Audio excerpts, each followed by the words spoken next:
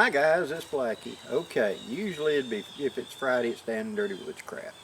However, I'm still recovering from injuring my back, so just hang with me a little bit. I'm kind of a little stiff and slow still. But I do have something I want to talk about today. It's my M40 Swedish stove. And I want to bring that up is because recently SRO, Dave Canterbury's group, has brought these back out. They're manufacturing them now. And while I was at the Pathfinder gathering, I showed a little modification that I've done to mine in 2 days, because it's really one of the best single person stoves there is going, at least for me. And I have really enjoyed mine. I think I did my first video on it like 8 or 9 years ago, maybe even 10 years ago, where I showed this modification. But if you're looking for a stove, these are one of the best single person or 2 people stoves sets to me there is. Now they've become ridiculously expensive on the surplus market, and when you can find one intact, it can be as much as $150. That's just way beyond my threshold. When I was buying them, they were $20 a set back when they first came out as military surplus. But they're a very, very good stove. And so I want to walk you through it and show you little tips and tricks of the whole set and reiterate the modification I made to it and why I made it. Okay? So let me put the camera down here and let's look at this stove for a second, and BUSHPOT set, and talk about the strengths and advantages of this. Okay, this is my Swedish stove M40. And the first mod is they come with an extra hook. This great big old hook that's supposed to, you can hook to that bale to hold it sideways and stuff. I found it was not that useful to me. It kept getting in the way. So I just removed mine. I just spread it apart with a pair of vice grips, got a hold of it and bent the metal. It's tough, but I didn't bend it out, and left just the handle on it. To me, this is just more useful for my day-to-day usage. Okay, you've got the windscreen. Let's talk about the main pot a minute, and we'll come back to the windscreen. You have your top boiler plate, whatever you want to call it, and then the main body. Now, the accessories that I carry in mine are, I've got this DUCTCH fork, spoon, knife set. I think I got it at Walmart, and it just locks together real easy and works really well for this set. Like that, it clicks together and becomes solid, and you've got everything you need for an eating utensil and a cooking utensil, and it's deep enough to reach the bottom of the pot, because this is a fairly deep pot. So I wanted something, and it was also rigid enough. I've had these little bitty plastic spoons that was actually not strong enough, and you'd go to actually reach down there and lift up, and the spoon would bow down. And so you're trying to lift it up, but the food's hot, and it's made the spoon a little soft, and instead of it being straight out, the spoon wanted to bend, and so you're throwing food or dropping food. It just, these work, okay? Now, the main body is nice and deep, and this can be sat sideways and used as a BUSHPOT oven, taking one of the small wire racks and sliding inside of it, or I've even put a couple of sticks across there and put it on top of it and use it as a heat reflector. They do not come black like this. I blacken mine with black barbecue paint. I just sit it face down like this onto a deck and just run a little bit of tape over the shiny stuff that, if you want to stay shiny, and then I spray paint it with black barbecue paint. It makes it easier to clean in the field to me, because the soot sticks to the aluminum a little too well and yet wipes off too easy. Whereas if I put it onto this paint, the soot wipes off easier, and when I get done cooking, I go over to grass or something and just slide it around on the grass and get rid of the soot before I put it back in my pack. Okay. The top boiler fits both like that to seal up the bottom pot, and also like that. Now, if you seal it completely up like this, you can bake in this like a Dutch oven. I have sat it across the top of a couple of tent stakes and put low coals under it and built like a circle of coals going all the way around it, and use it to bake like a Dutch oven or something. I baked brownies in it one time a long time ago. But it can be used like that because it completely seals up. Now since this top will also invert and sit like that onto the lower pot, that means I can be boiling something in here and have something separate up here, just warming, keeping it warm, heating it, whatever. Sometimes I will cook the food that's going to take the longest and put in here. And then I'll be boiling or whatever in this lower pot, and I'll just set it up there on top of it to keep it warm. Everything's warm and together the whole time, see? Now, this one is an actual TRANGIA. You can see the T stamped in it, and it's a aftermarket. The one that came with it for the military is slightly bigger, but this one works just as good, and my bigger one actually split on the inside of it, and I've had to repair it. But this is the one that I use with the simmer ring that allows you to adjust for low simmers and stuff like that. And I carry one of the folding cups in here. Makes a nice big cereal bowl in the morning, a food bowl, a big drinking mug, so you can drink coffee or whatever. Just a handy cup to carry. It's called a fold cup. You can find them online, and it just folds in like that. I found it's big enough for doing mixing as well too. Now, whenever you're going to use the stove, let's talk about the windscreen a second. Now the windscreen I've also painted. Okay, and inside of it you have the legs that fold out like that, become a sitting point for the pot, so that with those legs sitting out, it sits in here and stops, leaving the proper amount of gap for the stove to sit there and have enough room for the flame.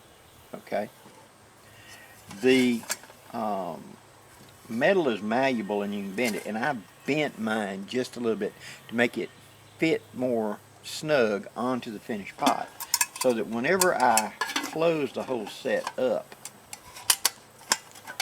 like this, fold the legs down inside, when I go to slide it in, I kind of lean it at an angle like this. I put in the handle first, I go down, and then I bent the tops so it kind of snugly fits against this in places. So when I push it down, it locks in place and stays there. It doesn't rattle. And I can carry it easily like that. Okay?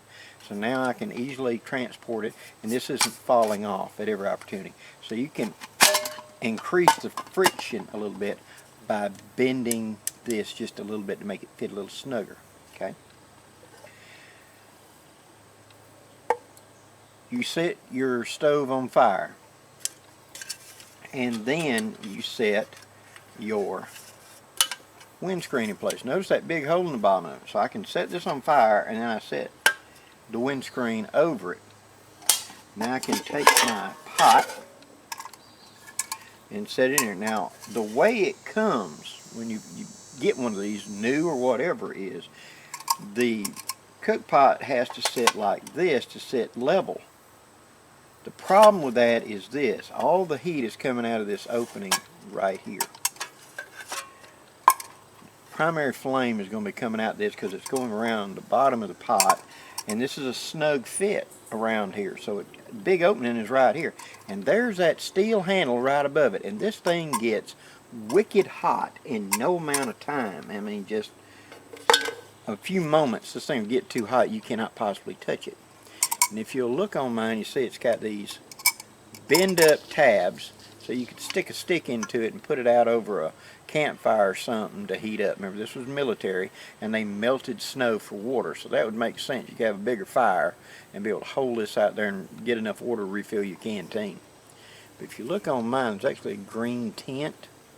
That's where this thing was so hot. When I went to grab it with a green synthetic something, it melted to it instantly. One of those pot scrubbers, I was just going to grab it and get it off the fire right quick, and in that length of time it melted it, that thing.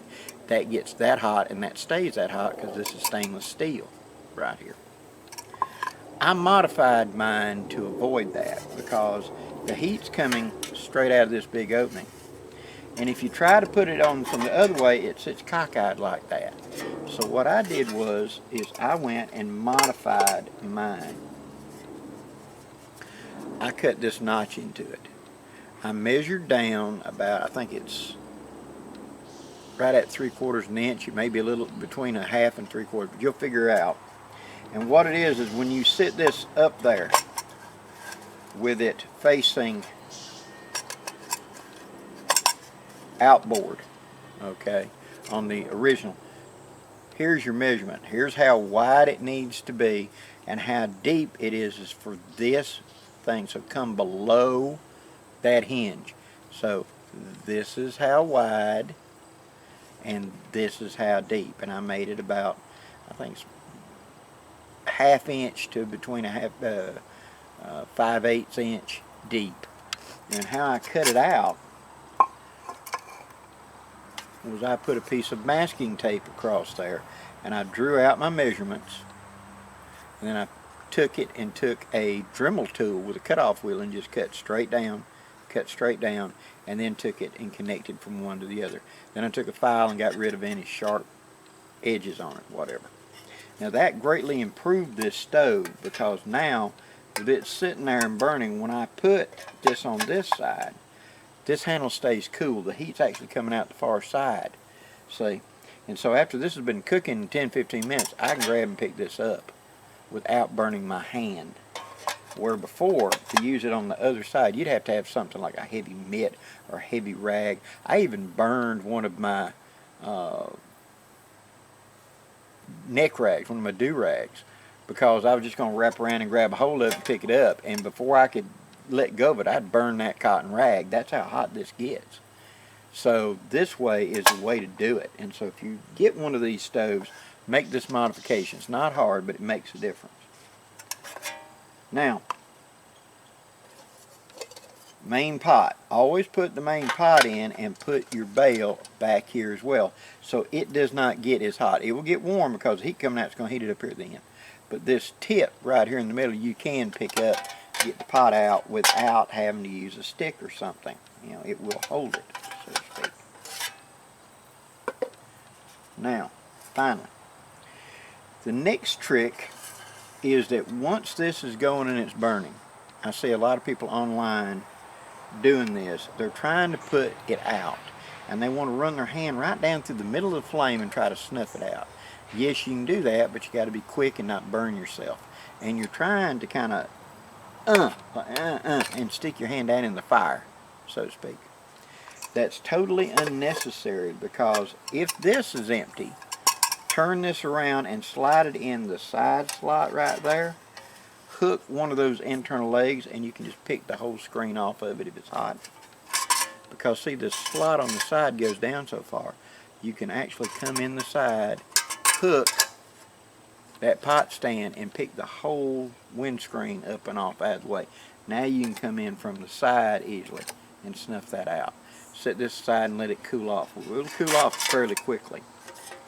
If you don't want to use this, if this is the pot you just used, then a knife will work just fine. And quite often I'll take my bush knife or whatever and come in from the side like that and just pick it straight up. Perfect fulcrum point to do it, for taking it on and off without damaging anything. All in all, a very good stove. Now, one more point.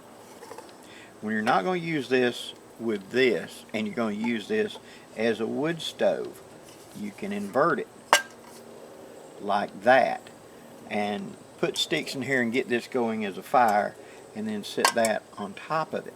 Make sure, just like the canteen stove, you offset this hole right here so you can get heat coming out here. Plenty of air coming in this front slot, this big opening right here.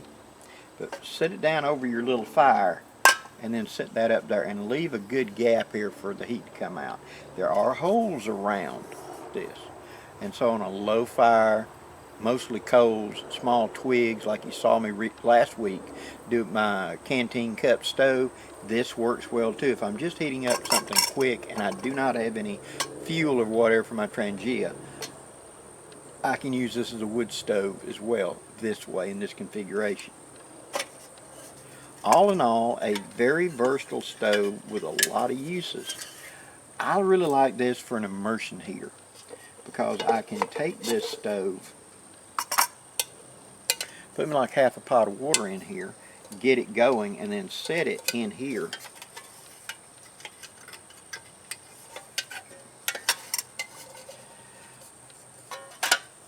And insert, let's say that those complete meals I showed, I can just stand it up directly into that water and let that water come to a boil like I did in my canteen cup.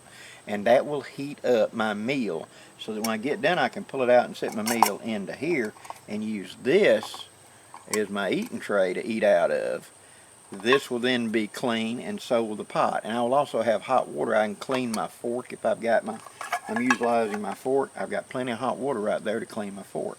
So when I get done eating, I got a clean pot. I'm a big fan of getting done and having a clean pot. It's a simple system that works very well and works very reliably in all kinds of conditions. I really like the fact that this is so small and light, and I can put it underneath a hammock. You've got a tarp and your hammock going. Pick my spoon back up. Boy, that doesn't feel good on the back. Anyway, this can be used very low down, so I can simply, you've got your tarp up and you're underneath it in the hammock, and it's raining, you can't get out. I can actually take my tarp, my hammock, and pull it up to the ridge line and just tie it up with a piece of cord or something to give me like 3-4 foot of clearance, and then get on the ground underneath my hammock area and use this stove to heat up my entire meal and not generate so much heat I got to worry about it melting my tarp or whatever. I've got plenty of room to use this. Underneath there is my cooking area. So we've got the stove, the bowl, the eating utensils, and the stove already has fuel in it, although I have a separate fuel bottle, and I've got a lighter to ignite it with. Put the lid on, put the hook in like that. Make sure your two legs are laid down inside of it. Angle it in and push in the tab. Put it in forward like that, and then come down, and it's going to hang up usually because I've got these, remember, pushed in to kind of act like friction. So you got to give it a little wiggle, but once you do and you push it down, it sits in place. Now add a rag in there for a cleanup, and it won't even hardly rattle. I ain't got that in there, so it's going to rattle. But I can put it in there and make this very quiet to carry. And then put that down, slide that down into a rucksack. Easy to carry, and you've got all your cooking needs taken care of. So in a nutshell, that's just the great little stove. And that's one of the reasons that SRO and Dave Canterbury brought them out. One, they are a great stove. Two, the supply of the surplus is just dried up, and when you find it, the price is ridiculous because they are so popular and they do such a good job. Like I said, I've got two. I've got a stainless and I've got an aluminum. The one that's being produced now by SRO and the Pathfinder School is stainless. Works just as good as this with no problem. But the little tips and tricks that I found with mine, using it over 10 years now, of paint it with black barbecue spray paint, easier to clean, easier to wipe the soot off of it if you're using it in a fire. Two, I can use the windscreen as a wood stove as well. The two halves of the main pot and the top boiler lock together to form a small Dutch oven like thing for baking or slow roasting. I have taken it and take a canned ham, one of them, you know what I'm talking about, that canned ham you find on the shelf at Walmart or the grocery store. Take it, and it's just a big solid hunk of ham, put slices, holes into it, and push hunks of whole garlic cloves into it. Cover it with spices or stuff, wrap it up in aluminum foil, put it inside of this thing, seal it up sideways, and put it over low coals and let it simmer for about an hour or so. It makes it taste a whole lot better. So it's a better camp stove, for 1 or 2 people, where, like down here in my south in the summer, it's so hot, you don't want to build a big old fire. you know, just because you don't want to get near it. But having something like this that I can easily set up under a tarp, or I can set up on a table or something, and cook a meal to fund both myself and my wife is just a great little thing. And yeah, I do love my Coleman, but my Coleman is main cooking. We're cooking big stuff then, and that's whenever I want to have it. So, if you're looking for one of these stoves, look around on eBay, look at SRO, see if you can find it. Hopefully you'll find my little modification of putting the handle into it easy to do and makes the stove a whole lot better. Okay guys, that's it for today. I've got more videos coming up. I'm moving kind of slow, guys. You just got to bear with me. Once you pull the muscle down there in the back like that for the sciatic, it just takes a week or so for it to really heal up. And today is a week, and I'm moving around better, but I'm still got to be kind of slow and gentle. I can't be jumping or twisting or whatever. So just hang with us. We're going to make it happen. Do me a favor before you leave and hit that like, share, subscribe button. I'd really appreciate it. Till next time, guys, I'm Blackie, wishing you safe journeys. Have a great day, guys.